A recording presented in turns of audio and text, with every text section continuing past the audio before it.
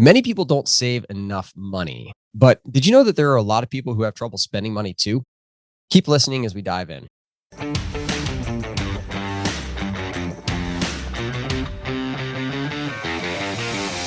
Welcome to the Money Meets Medicine podcast, where we talk all about the personal finance topics you wish you'd learn in medical school.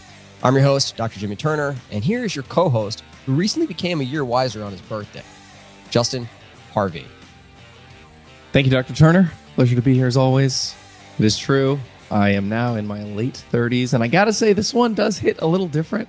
And it's not a milestone year, but in the traditional mathematical sense, I feel something happening to the way that I process the world around me, and I think it's ultimately constructive. But I'm starting to think long term, starting to think like intergenerationally, starting to think a lot about parenting and more about marriage too, and the sort of the big building blocks of life. And I'm, excited for the next 37. Parenting. We should do a podcast episode on just parenting someday. I don't know how that's going to relate to like money, personal finance, but parenting is its own thing, man. And yeah, as you get older and the kids get older, it's a big deal for sure. But yeah, so you're a year older.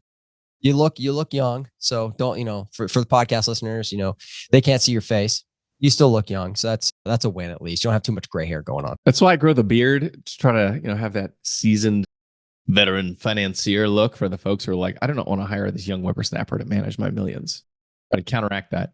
Literally, that's the reason I don't shave too, is because if I shave my face every single day, almost every single patient will ask me how old I am. But for whatever reason, if I just have a little bit of stubble on my face, they think I'm older, or just don't ask, or maybe they think I am not responsible enough to shave. I'm not really sure what's going on in their head. But speaking of responsibility, when it comes to personal finance, Justin, I think this is a really interesting journey. We'll talk about kind of the journey that I took. I'd be interested to know the journey that you took, and obviously the journey that you take many clients through.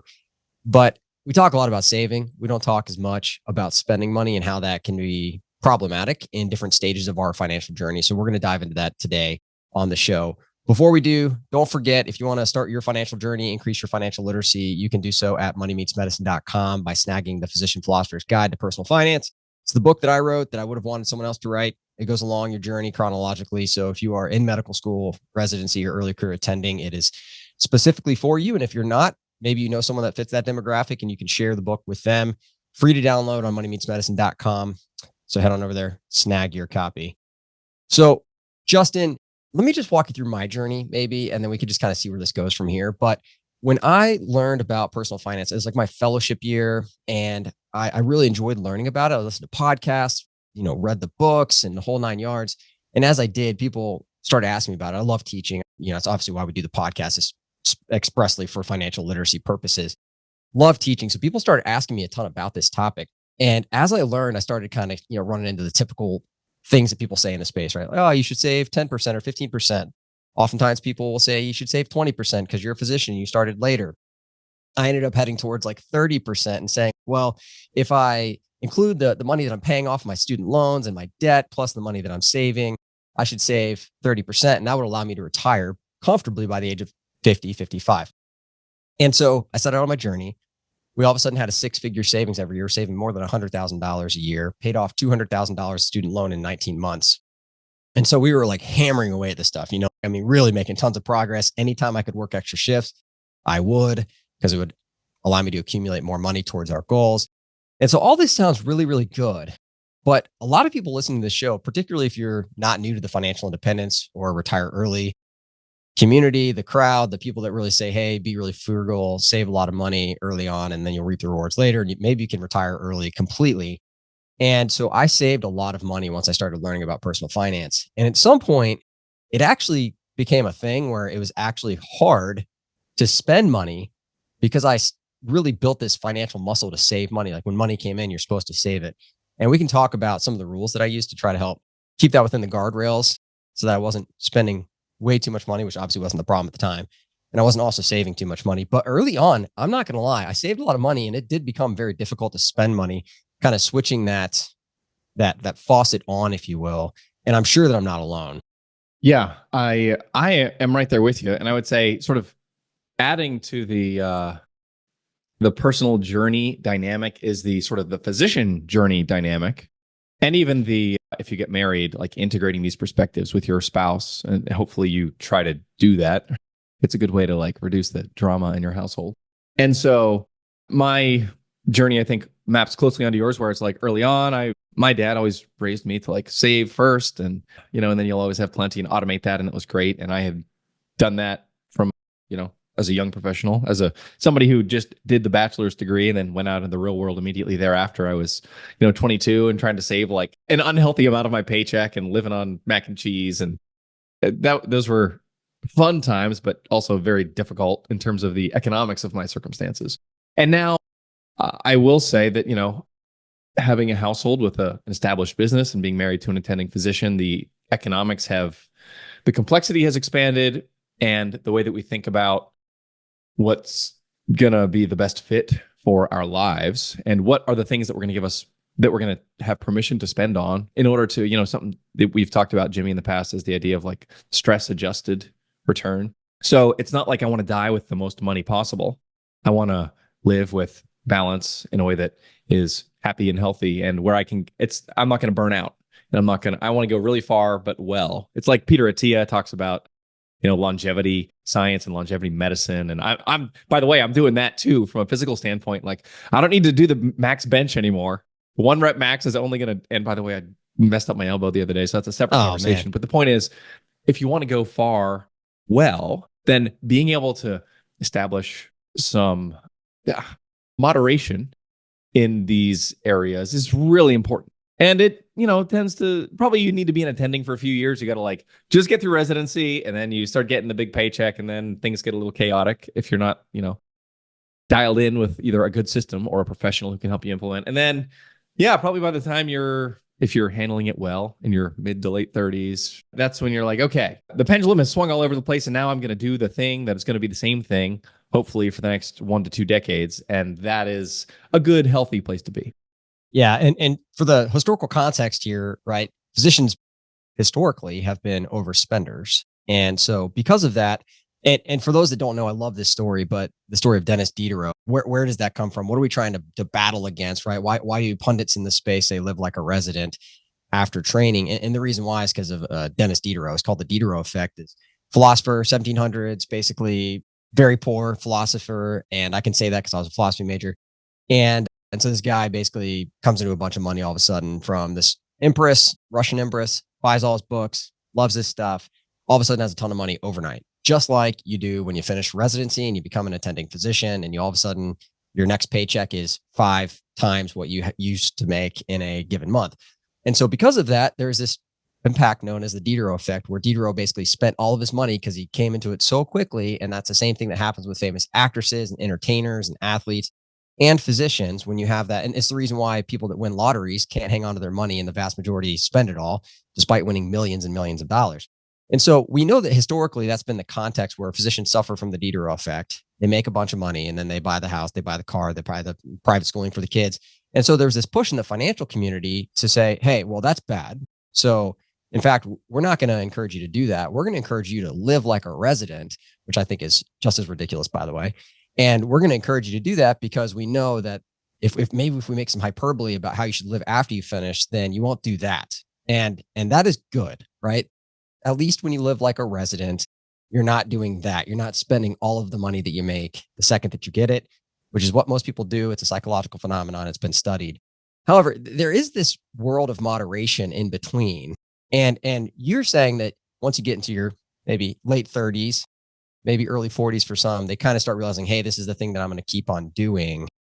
But when they first start that financial journey, they hear things like live like a resident. All of a sudden, they're like, wait, hold on. But it is okay to spend some money. And things come up in their head. They're like, this is the awareness of opportunity cost. Right? Like, wait, hold on. But if I took that $1,000 and, at 8% interest, 30 years from now, it's going to be $100,000. So every $1,000 that I spend right now isn't $1,000. It's $100,000 because you've learned about compounding interest and this magical wonder of the world. And all of a sudden you feel like you need to assign a job for every single dollar because there's words like that mentioned in personal finance, from the financial influencers of the world. And so we don't want to have the Diderot effect, right? We don't want to spend it all. We don't want to live like a resident because that's also just equally as ridiculous. Although if you do that, yes, you'll meet your financial goals, but you'll also potentially miss out on opportunity costs of spending your money and what that would have provided. So we need to land somewhere in the middle there, right? Yeah. And addressing this topic in this manner does require that we're imbuing the listener with some responsibility, because it's easy to say like nobody should ever spend any money and then everyone will be fine. And that is sort of factually true. The fact is, it's your life, it's your money, it's your values, it's your hours in a day, it's your family lifestyle. And you are going to have to make decisions, dear listener, about what is the right balance. And probably it's not living like a resident indefinitely. Maybe for a year or two, if you need to crush your loans and you're super motivated by that, that's great. I love to be goal oriented and do things that feel extreme in my otherwise pedestrian existence. Like, yeah, I did that thing and I'm proud of it. That's cool. I'm here for it. But beyond that, it's probably not an extreme path. Isn't one that is ultimately sustainable. Yeah. So when I finished, what I teach people, what I did is the 10% rule. And so I'd basically take 10% of the increase in pay and I'd spend it. Right. So if I made $5,000 my last month as a resident, which I didn't, but it makes math easy, and then I made $15,000 post tax in my first month as an attending, there's a $10,000 difference. I would take $1,000, I'd spend it on whatever I wanted, completely guilt free, no strings attached. Could be the dumbest financial thing in the world, which I did. I bought a naturally aspirated V8 car and I financed it, which is also equally financially stupid. And I've mentioned this before on the show, but that was my way of basically trying to live in some moderation. But to be honest with you, that even that's not moderate. I was taking 90% of the money and paying off $200,000 in 19 months. So even that is, on the live like a resident spectrum. I would say that it provided some freedom without just completely letting all of the reins off. But what it did do is it created this kind of mindset where I wanted to assign $1, a job. I wanted to consider the opportunity cost in terms of saving money, what I was missing out on. But it also produced kind of this financial anxiety that I don't think people talk a lot about, where it's kind of a scarcity mindset where, oh, well, maybe I won't earn more. Maybe I won't be able to save this much in the future. Maybe if I don't save enough now, I'm not going to get to my financial goals. And in a future episode, we're actually going to talk about that, people that are kind of behind financially and what that looks like on the other end of the spectrum. But if you're listening to this and you're in your 30s or you're in your 40s, right, you probably have a good enough time to save enough money to accomplish your goals. And that scarcity mindset only goes so far. And I think it's important to mention that this isn't it's a binary thing in some ways. Save a lot, save none, but not really, right? It's a continuum. And you have to realize that the saving is on one side and then spending is on the other. And spending comes with opportunity cost too, and also return on investment, right? So if you're spending money on experiences, travels, trips, right, and you don't spend that money because you think you need to save every dollar, there is an opportunity cost there. And so it's a psychological opportunity cost for you and your family and your friends, but it's very real. And so when people get into this financial journey, they want to save a lot of money. And then all of a sudden, 3, 4, 5 years later, like me, you're like, maybe I don't need to save quite this much money. And I could instead take that trip to Breckenridge like we did last summer and, spend a very large 4-figure size of money on that trip. But it was hard. It was hard flipping that switch 3 or 4 years out of training. Another way to look at it, and it's helpful to frame it in terms of spending the dollars, but in the sort of holistic career and life management, I would also ask the question of like, do you need to be 1.0 FTE? Right. It will get your hourly rate, and your time is your human capital. It turns into financial capital when you trade it to your employer, or if you're running a business that's a little more decoupled, but there's still a relationship there. Thinking about what do I want and what are my goals and values, maybe instead of saying, well, I can spend an extra $3,000 a month on a new hobby, it's like, well, I can go from 1.0 to 0.9 or 0.8, and I could take every Tuesday and like take my kids out to breakfast and then do some other thing. That's another helpful way to look at it. And frankly, for physicians, especially if you're in that realm where you haven't yet maxed out your lifestyle such that you don't have, your obligations are so expansive that you can't do that financially. If you're before you've maxed that out, this is a question really worth asking. And I have seen a lot of physicians do this who love it. And no, I'm not talking about like the 52-year-old who's transitioning to partial retirement. I'm talking about like 30-year-olds who are going 0.8, 0.7, 0.6. And there are trade-offs. And you're not going to, have 3 houses and 4 car payments. But you're going to have your time and still have a plan to get where you need to go. So that's another way to look at it. Yeah, I'm a fan. I'm 38. I think I'm 38. Is that right? 38? Yeah, I'm 38. And I am 0.75 FTE clinically and absolutely employ the ideas of what you're mentioning right now. And for us, it's been a game changer. I get to coach my kids' stuff. I get to be there for most things. Do I miss stuff occasionally because I'm at the hospital late? Of course I do. That's part of being a physician in the world of anesthesia. But for the most part, I get to make the vast majority of things. And it's because I've afforded that time off by taking a pay cut.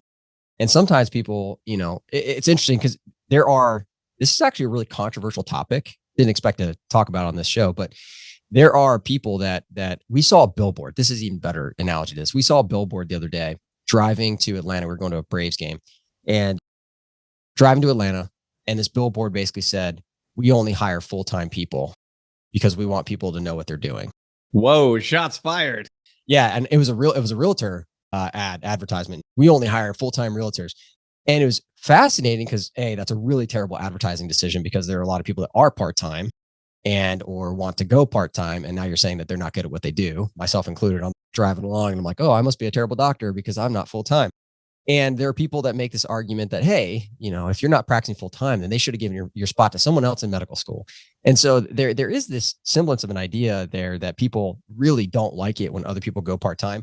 And for me, my experience on this is that typically when that happens, it's because people want to be part-time and they can't be because they've made financial decisions that prevent them from having the same schedule that I have. And I'll occasionally have to point that out. Okay, yeah, I'm 3/4 an FTE. I paid a very, very large 5-figure sum of money every year to have that cut, right? You could do this too, right? If you want to take a $75,000 pay cut, this too is afforded you as an opportunity. But people don't often view it that way. I like viewing it in terms of, hey, what is my 1 day per week off worth financially? If I work that 1 day for my employer, how much money would I make? And is having that 1 day off at that cost worth it? And so in some ways, that was my pivot to spend, quote unquote, less money, but it allowed me more time off.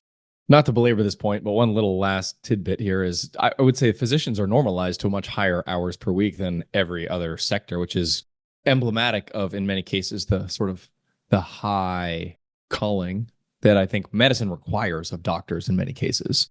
So it's good, but also you should recognize like we're all the way out there on the tail in terms of hours per week. And I could go 0.8 or 0.75 and still be more than full-time in any other industry.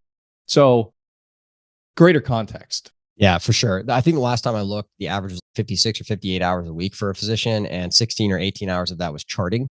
And so, yeah, and people talk about a quote unquote 40-hour work week, right? When you talk about nurses working, 4 10s or 3 12s, yeah, that's because they're normalized to a 40-hour work week, whereas the normal quote unquote work week for a physician is 60. And so, and that is an average, meaning that there are people that work 80 surgeons. And there are people that obviously work less.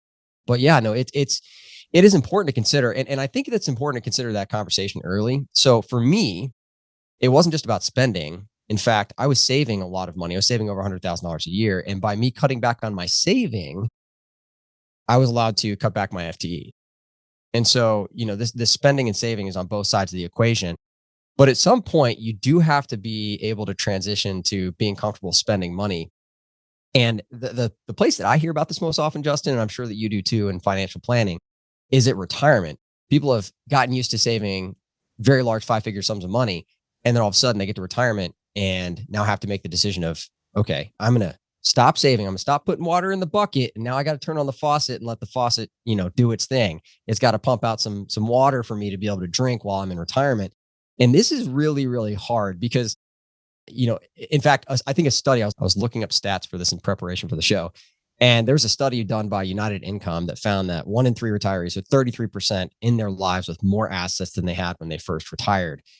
And I think that for higher net worth individuals, that number's probably even higher. I imagine it's closer to 50 or 60% would be my guess. I don't know that. That's been my experience, at least speaking with people on this and being in the blogosphere where they love publishing data like this. But there's a lot of people, there's a large contingent that's end up with more money than they started with when they retired which means they could have spent a lot more. Now, historically, like, we don't know that's going to happen until we get there and we're 95 and we look back and we're like, hey, wow, I could have spent a lot more money each year. But at the same time, I think that there are ways to think thoughtfully through this so that that doesn't end up happening. Unless your goal is to end up being the richest person when you die. For most of us, that's not the case. But how do you go about having these conversations, Justin, with people that are going to retire, knowing that there's a good chance they're going to have more than they need, and trying to sort that out on the front end? It's funny how much of my job is psychology, and if I could go back and do it again, I would have double majored instead of being strictly finance, because a lot of behavioral management is really important, and helping people make that transition from filling the bucket to now siphoning from it is a challenge not to be underestimated. And I have seen this up close many, many times. And I actually do and a lot of coaching around that, and like mindset conversation, and trying to bring the spouse into it, and trying to help people have something to move toward. Because moving toward retirement, for most of my clients who are generally like successful professional, either in medicine or in sometimes other industries, they got where they got to by working hard, having a plan, pushing, being goal oriented and driven. And the idea of like kicking up my feet and playing golf for the next 35 years is the most depressing. And that makes people work longer sometimes than they need to economically, which is great. Like if you're financially in good shape and you have the autonomy to continue to work because you feel like that's something you want to give the world, I think that's best case scenario. And you still have the mental and physical faculties to do it. But sometimes people just keep on working because they're scared of like, what does a post-work life look like? And they don't want to take the time to do that sort of deep mental work of thinking about another season of existence that's going to be different than what they have known up to this point. And so you should expect that. Like, it's going to be a new paradigm, and it's not going to come easy. And it is going to take probably at least months. And frankly, you should start.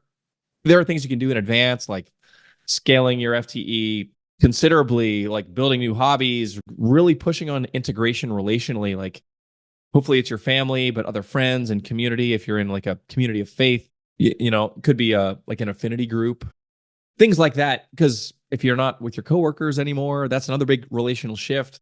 Like, dang, am I going to just watch TV by myself? That is Binge Netflix.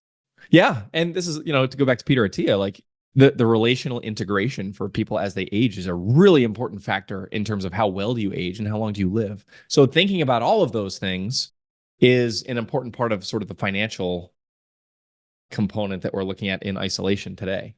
But one other point to sort of piggyback on that, 1 in 3 retirees finish with more assets than they started with. I agree with you that I think if you look at the high net worth crowd and high income for physicians, hopefully if you're a physician, you're both high income and eventually will be high net worth.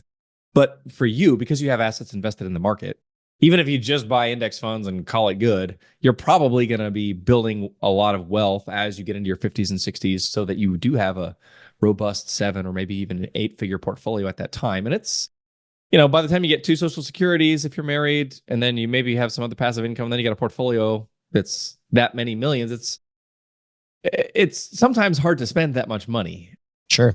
And there's this idea of what they call the right tail outcome. And if I put on my financial advisor hat for a minute, a lot of what I'm trying to do is make sure that my client doesn't run out of money so that when they're 91 years old in the nursing home, they start bouncing checks. Because when you're 91, you can't do anything about it. You've sort of made your decisions. And then the thing that keeps advisors up at night is like, oh, sorry, Mr. and Mrs. Jones. I told you that you should spend a little more. And turns out I was wrong. And now you're out of money. My bad. That is nightmare scenario for every advisor. So we are by nature more conservative. And so we're solving for, we have this thing called the Monte Carlo analysis where I want to say, okay, based on market returns since 1919, I can tell you that if we take all of the worst market years and string them together for the next 3 decades, in none of the worst market periods we've ever seen in the last century, would you have run out of money? Meaning if you live through the Great Depression and that happens again, or you live through stagflation in the 70s and that happens again in the future, like even if those historical precedents are re-experienced, you will be okay. So we're solving for like the worst possible cases.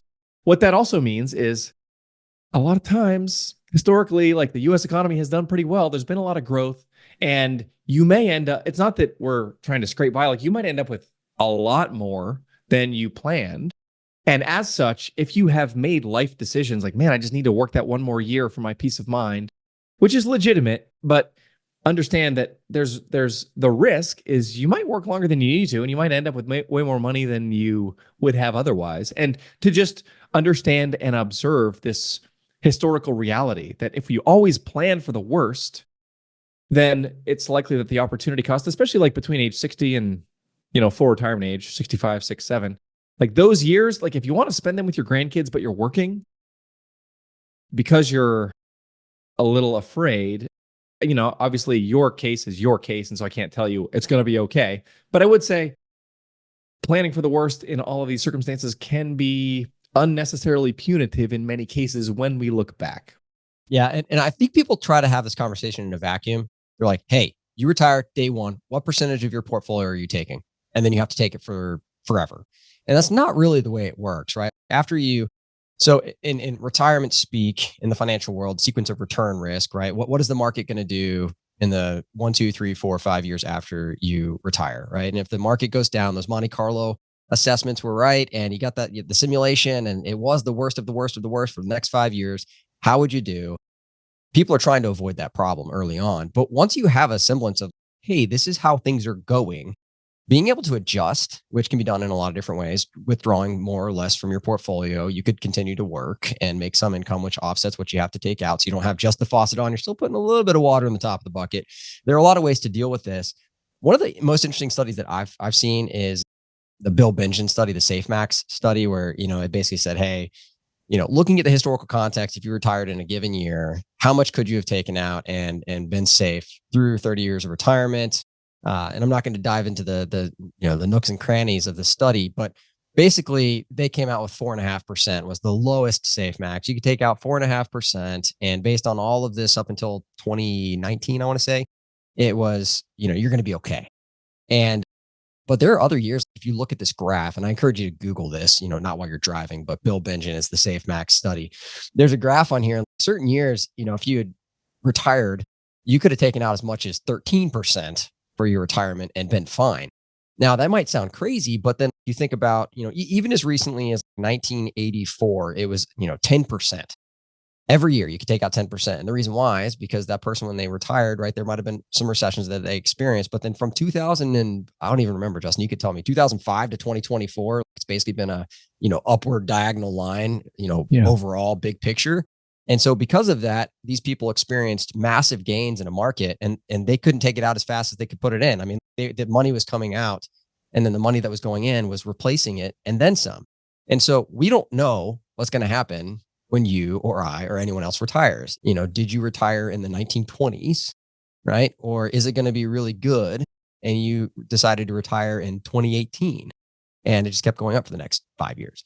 So because you don't know that, we have to kind of be prudent and say, well, I'm not sure how much I can take, but I know 4% is historically, based on Monte Carlo and the SafeMax study and the Trinity study and all this other stuff out there, maybe a reasonable place to start. I don't know if that's going to be reasonable 6 months later or 6 years later, but it's reasonable. But what I do know is that there's a good percentage of the time, based on this, based on, other studies that have shown, you can spend more money oftentimes. We don't know what's going to happen in your specific situation, but there's a good chance. And when you do have to spend more money and all of a sudden you have a $10 million portfolio and the numbers are, yeah, you could take out 10%. You're like, I couldn't spend $1 million in a year if I tried.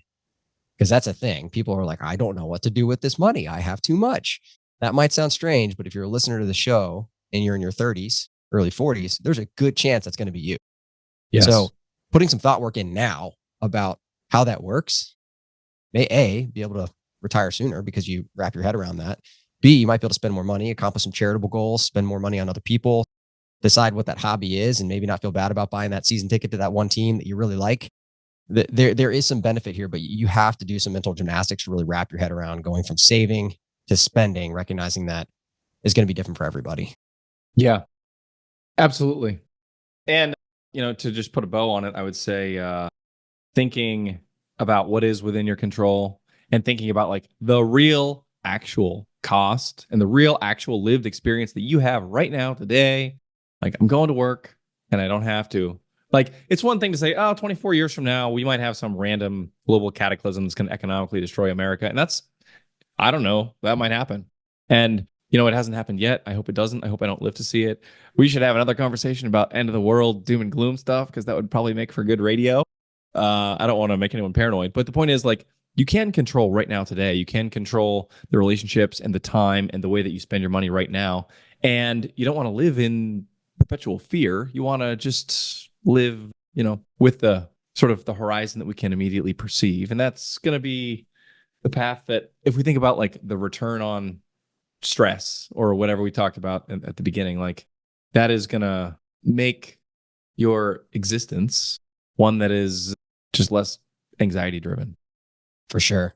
So hopefully, if you're listening to the show, it's giving you some things to think about in terms of, if that's you and you're driving or you're doing your dishes or laundry or whatever you're doing while you listen to this show every week, and you're like, you know what? I actually have a hard time spending money. I just want you to know, if nothing else, that this show has normalized that for you, that is a very common thing on this journey when you go from super saver to spender while you're working. And then again, when that switch happens, when you retire, just know that this is a normal part of the human psychology of money, that you are not alone, and that Justin and I, we're right there with you. So as we head out, don't forget, if you need help with disability insurance, you can go to moneymeetsmedicine.com/disability. Happy to get you quotes from the 5 big carriers that offer own occupation disability insurance, and to give you quotes from each of them and make sure we're doing the right thing for you from a source that you can actually trust. You can do all of that at moneymeetsmedicine.com. If you haven't, share the show with friends. Make sure that other people know about Money Meets Medicine, and we appreciate you doing that. Get reached out all the time, and people ask, or say that, hey, I heard about the show from a friend. Thank you for those of you that are doing that. We are trying to help as many docs as we can with their personal finance. So, Justin, you and I will see everybody else next week. Cheers.